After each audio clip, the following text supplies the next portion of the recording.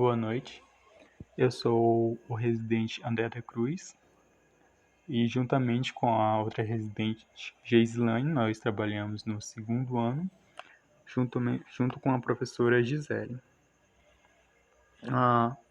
Eu vou dar aqui início à explicação do capítulo 1 de dispersões, o resumo que foi preparado pela residente Geislane. Bom, o que são essas dispersões? Dispersões são sistemas em que o soluto está lá no estado sólido, ele está espalhado de maneira uniforme por toda a mistura.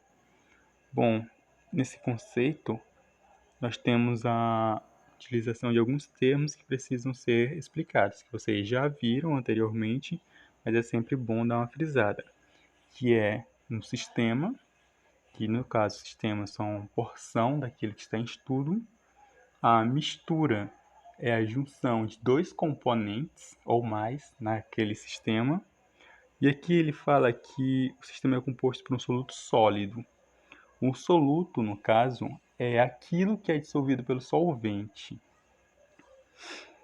Bom, continuando, as dispersões elas podem ser classificadas em soluções, dispersões coloidais ou coloides, e também podem ser classificados como suspensões. Nós vamos tratar de cada uma individualmente agora. As soluções. Aqui nós vamos falar de soluções verdadeiras. O que são essas soluções verdadeiras? São aquelas soluções que apresentam um aspecto homogêneo. E relembrando que aqui é uma substância homogênea, é aquela que você não consegue diferenciar os componentes dessa mistura. Bom, e no caso das soluções verdadeiras, mesmo olhando essa mistura através de um microscópio, não é possível identificá-las. Não vai ser possível conseguir identificar o que é o soluto e o que é o solvente. Além do mais, essas soluções verdadeiras, elas não podem ser separadas. O soluto não é separável do solvente. Outra curiosidade sobre essas soluções é que elas não conseguem dispersar um feixe de luz quando incidido sobre elas.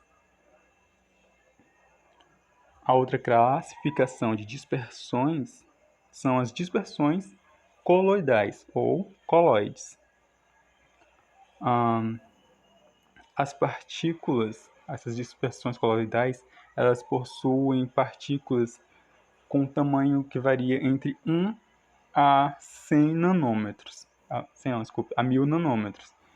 Que é um tamanho muito pequeno, bem menor do que um grão de areia.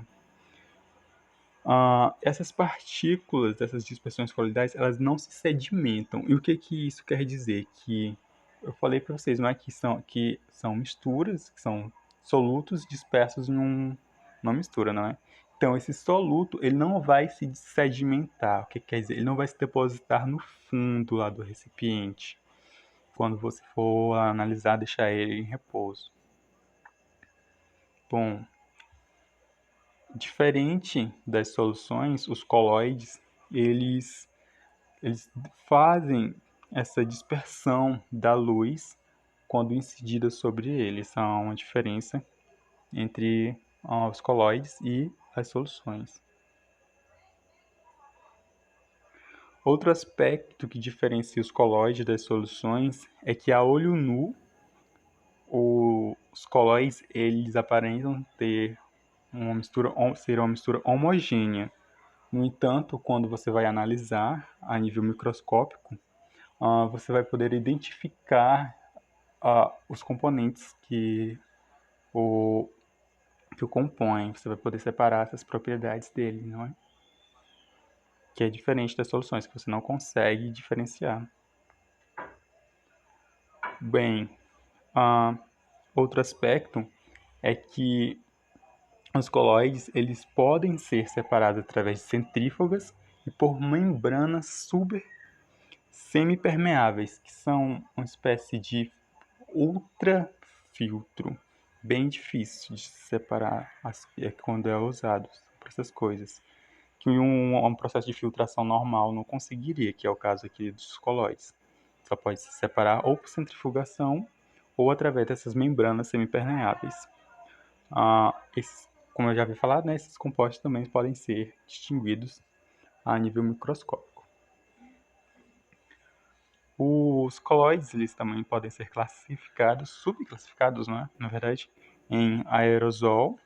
Tá aqui os exemplos para vocês: nevoeiro, fumaça ou spray.